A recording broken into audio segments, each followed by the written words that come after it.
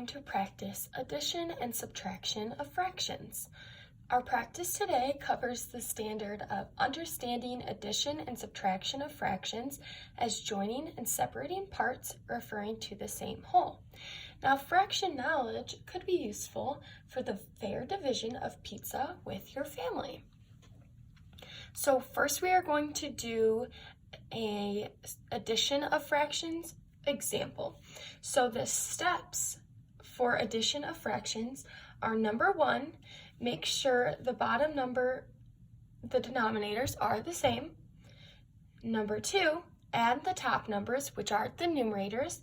And step three, bring the denominator over because the denominator stays the same.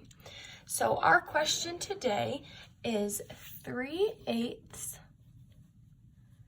plus 4/8. Okay, so our first step is to make sure the denominators are the same. And we can see right here that yes, they are both 8.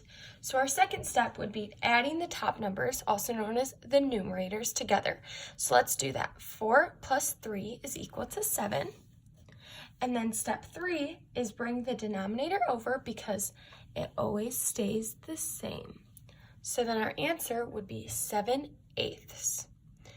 Now I'm going to write another question, and I would like you to pause the video and practice this question and then start it again to see the answer. So we are doing 5/10 plus 3/10. So go ahead and pause and practice and come back for the answer.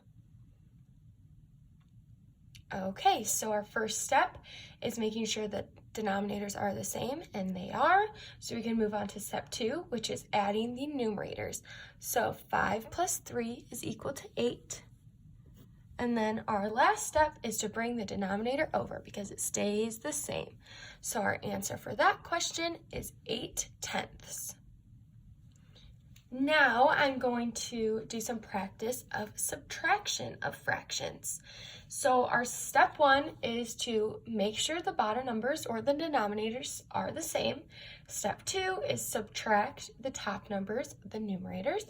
And step 3, bring the denominator over because the denominator stays the same. So our question is 3/4 minus 1/4. So step 1 is checking that the denominators are the same, and they are. So we can move to step 2, which is subtracting the top numbers, also known as the numerators. So 3 minus 1 is 2. And we bring the denominator over, which is step 3. So 2/4 is our answer for that one. So next, I'm going to write another question, and I would like you guys to pause and practice. So our question is going to be 9/9 minus 5/9.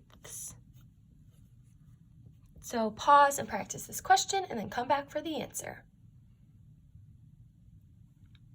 Okay, so step 1, make sure the denominators are the same, and they are. So step 2 is subtract the numerators. So 9 minus 5 is equal to 4. And then our last step is bringing over the denominator. So our answer for this question is 4/9. So these were just a few example questions of adding and subtracting fractions. In conclusion, when adding and subtracting fractions, we need to make sure the denominators are the same.